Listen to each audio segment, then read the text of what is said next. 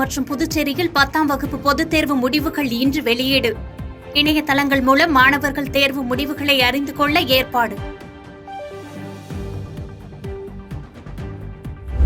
June 4ஆம் தேதி India கூட்டணி ஆட்சி அமைக்கும் என்று ராகுல் காந்தி திட்டவட்டம். என்ன விலை கொடுத்தாவது அரசியல் சாசனத்தை காங்கிரஸ் பாதுகாக்கும் என்றும் உறுதி.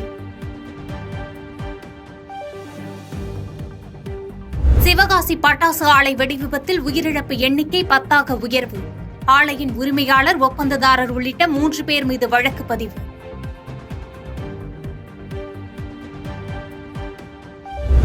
சிவகாசி அருகே பட்டாசு ஆலை வெடிவிபத்தில் 10 பேர் உயிரிழந்த விவகாரம். குடியரசுத் தலைவர் திரௌபதி முர்மு, பிரதமர் மோடி இரங்கல்.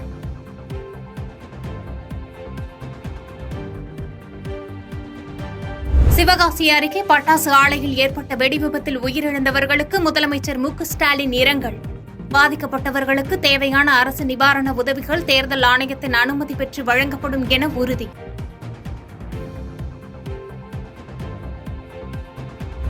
வெப்ப அலை காரணமாக அனைத்து அரசு மற்றும் தனியார் பள்ளிகளில் சிறப்பு வகுப்புகள் நடத்தக்கூடாது. பள்ளிகளில் சிறப்பு வகுப்புகள் நடக்காமல் இருப்பதை மாவட்ட ஆட்சியர்கள் உறுதி செய்ய வேண்டும் என தலைமை செயலாளர் சிவ்தாஸ் மீனா உத்தரவு.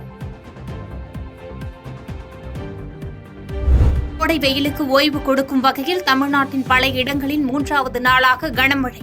பொள்ளாச்சியில் சாலைகளில் ஆறு போல பெருக்கெடுத்து ஓடிய மழைநீர். வாக்குப்பதிவு இயந்திரங்கள் பாதுகாப்பிற்கு மேலும் ஒரு கேமரா. தமிழ்நாடு தலைமை தேர்தல் அதிகாரி சத்யபிரதா சாஹூ உத்தரவு.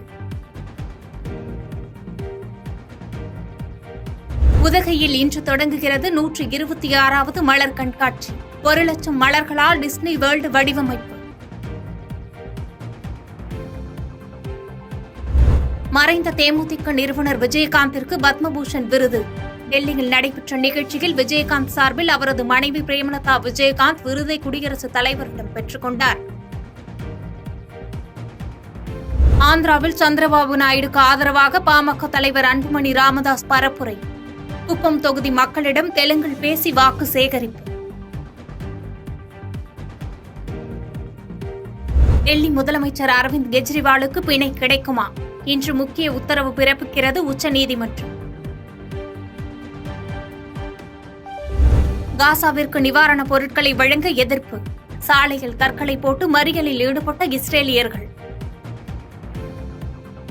ஐபிஎல்லில் பஞ்சாபை 60 ரன்கள் வித்தியாசத்தில் வீழ்த்தியது பெங்களூரு அணி. 12 போட்டியில் 8 தோல்வியால் பிளே ஆஃப் சுற்றை இழந்தது பஞ்சாப் கிங்ஸ். பாதகம் செய்பவரை கண்டால் நாம் பயங்கொள்ளலாகாது பாப்பா. மோதி மிதித்து விடு பாப்பா, அவர் முகத்தில் உமிழ்ந்து விடு பாப்பா. அண்மை செய்திகளை உடனுக்குடன் தெரிந்து கொள்ள இணைந்திருங்கள் இயம்நாடு தொலைக்காட்சியுடன்.